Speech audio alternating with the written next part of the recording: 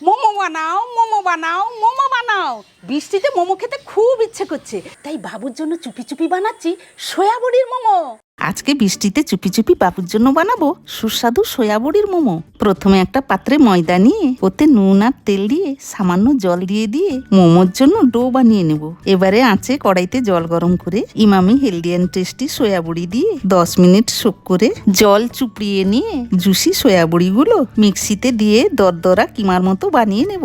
Emami healthy and tasty সয়াবড়িতে আছে 5 কাদাম, মানে প্রোটিনের শক্তির সঙ্গে আছে পুষ্টি, ইমিউনিটি, গ্রোথ আর এনার্জি।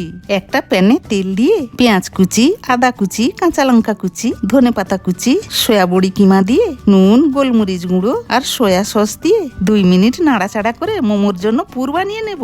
এবারে ছোট ছোট লেচি কেটে পাতলা করে বেলে নিয়ে সয়াবড়ির পুরটা দিয়ে চারপাশে হালকা করে জল বুলিয়ে মোমোর শেপে মুড়িয়ে নেব এক এক করে। তারপরে স্টিমে 10 থেকে 15 মিনিট দিয়ে দিলেই রেডি হয়ে যাবে সয়াবড়ি মোমো।